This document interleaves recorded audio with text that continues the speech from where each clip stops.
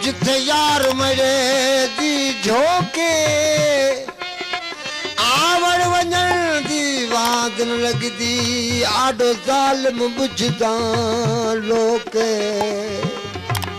दिल ते वेखो वस्ती यार दी किनू हाल सुनावा रोके।